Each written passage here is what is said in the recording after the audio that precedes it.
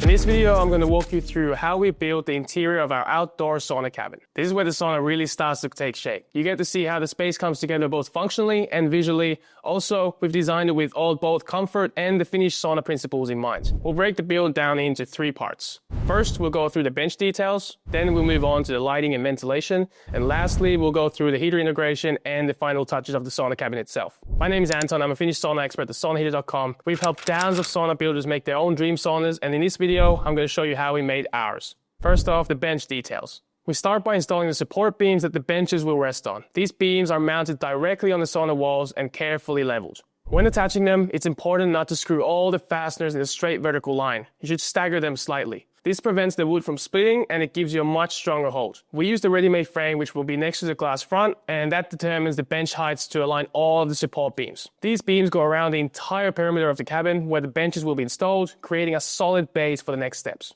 The material we chose for the sauna benches is thermal Aspen, which I really believe is the best wood for any sauna interior. Aspen is very comfortable to sit on, it doesn't splinter, and it's soft to the touch, and it stays cool even during those high heat sessions. The thermal treatment process makes it even better. It improves the dimensional stability, so the wood won't twist or warp that easily. It also increases the resistance to moisture and decay, and it gives the wood a deep, rich color that looks really nice in any sauna interior, in my opinion. But if you like the normal, lighter tone of the regular Aspen, then you can't really beat that with the thermal Aspen since it's a little bit darker than that. We begin the assembly by bringing in the first platform, which fits across the lowest support beams on both sides. Then we install a vertical cover piece between the platform and the lower bench to hide that underbench area and keep the look clean and unified. Next comes the second tier bench, followed by another cover piece between the second and the top tier benches, and finally, then we place the top bench into position. To support the return side of the L-shaped bench layout, we attach a support beam underneath the top bench. This provides a stable resting point for the second section of the upper bench. The goal of the interior benches is to have 2 full tiers above the heater so that your feet are also hot. Since we have achieved the optimal height with this sauna, you can actually fit 4 people laying down in the sauna and still all of you will be above the heater. That's pretty good. Once the benches are in place, we install the dimmable LED light strips. We ran the wiring for the lights already, so they're already in correct place and ready to go. These lights go behind the backrests, facing both upward and downward, and also along the edges of the benches. With these lights, you can adjust the atmosphere to suit your mood, whether you want it to be calm and relaxing vibe, or a brighter session. To mount the backrests, we use small, precisely cut wood blocks to hold them at the right height while we secure them to the walls. Once attached, the blocks are removed.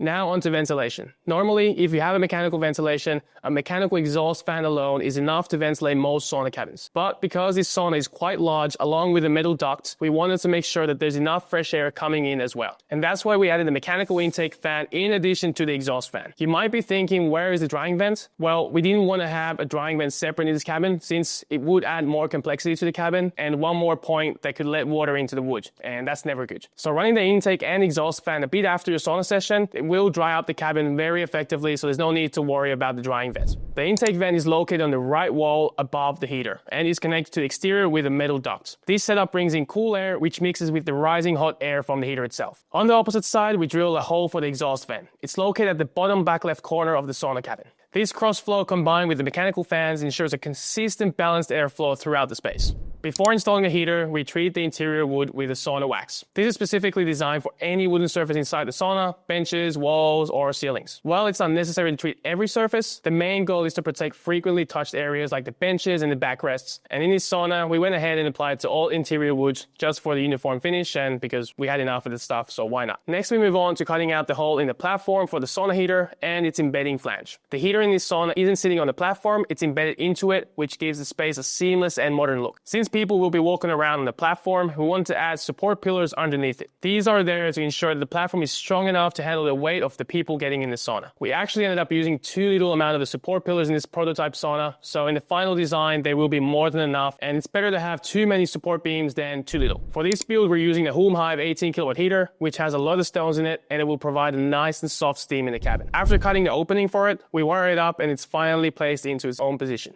Once it's in place, we fill it up with sauna stones to complete the setup. This sauna cabin will be only supplied with a Hive 18 kilowatt heater, and the hole in the platform will be pre-cut to make it easier to install for everyone else. And that's how we built the interior of a sauna cabin. From bench structure, the thermal Aspen materials, to precise lighting, mechanical ventilation, and the HUUM heater. Everything is done with care to create an authentic Finnish sauna experience, and that is according to the golden rules of the Finnish sauna design. Thanks a lot for watching. I hope you have enjoyed this series.